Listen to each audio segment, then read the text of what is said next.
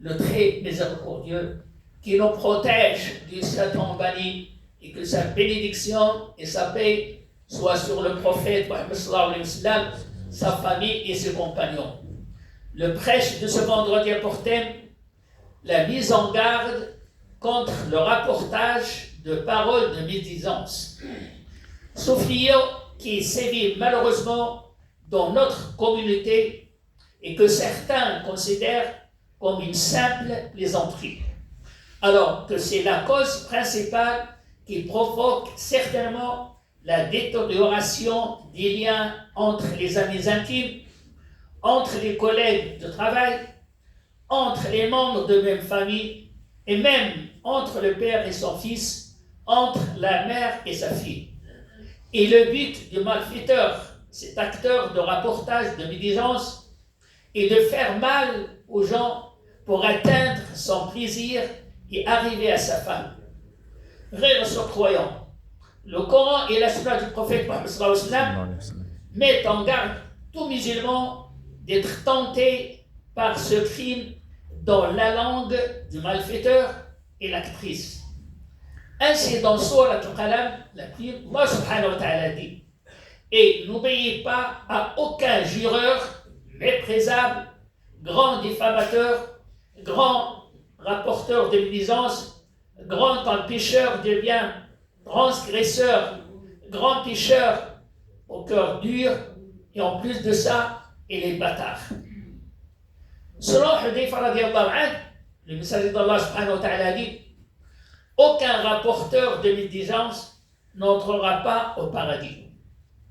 Frères et sœurs croyants, le messager d'Allah a qualifié les gens qui ne cherchent qu'à nuire aux relations entre les personnes sont des gens de l'enfer. Et selon Anas ibn Malik radiallahu anhu, le messager d'Allah a dit au cours de son ascension au ciel: je suis passé devant des gens ayant des ongles de cuivre avec lesquels ils se griffaient le visage et la poitrine. Qui sont ces gens-là? Dit le prophète à l'ange Gabriel. Ce sont ceux qui mangeaient la chair de leur prochain et leur souhaitaient la bonne réputation, comme le confirme Allah subhanahu wa ta'ala dans Sourate Al-Hujurat, les chants. Est-ce l'un de vous aimerait-il manger la chair de son frère mort? Vous en aurez horreur et craignez Allah, car Allah est grand, accueillant, au repentir, très miséricordieux. Frères et sœurs croyants, selon Abdullah ibn Abbas radiallahu anhuma, le messager d'Allah passa devant deux tombes et dit: ces deux morts sont actuellement soumises au châtiment d'Allah, et ce n'est pourtant pas pour un grand péché, ou plutôt c'est un grand péché. L'un d'eux parlait en rapportant ce que disent les uns des autres, et l'autre ne se cachait pas pour faire ses besoins. Sachez, frères et sœurs croyants, que le mal que fait le rapporteur de médisance est plus grand que celui que fait le magicien. Le rapporteur fait en 1 heure ce que fait le magicien en 1 mois. Le mal du rapporteur est plus méchant que celui que fait le diable, car le diable joue sous l'imagination et l'obsession. Quant au rapporteur, il utilise la confrontation et la constatation. Selon la définition du rapporteur de parole de médisance, le messager d'Allah a dit dans un hadith rapporté par Ibn Mas'ud radiyallahu anhu, il dit: voulez-vous que je vous dise ce qui est le mensonge effronté? Bien sûr, messager d'Allah. Le mensonge effronté, c'est le rapportage de ce que disent les uns des autres pour détériorer leurs relations. Sachez, frères et sœurs croyants, que le prophète Mohammed ne cessa de mettre en garde ses compagnons contre tout rapportage sur quelqu'un avant d'en être sûr. Ainsi, selon Ibn Abbas, le messager d'Allah a dit que l'un de mes compagnons ne me rapporte rien sur personne.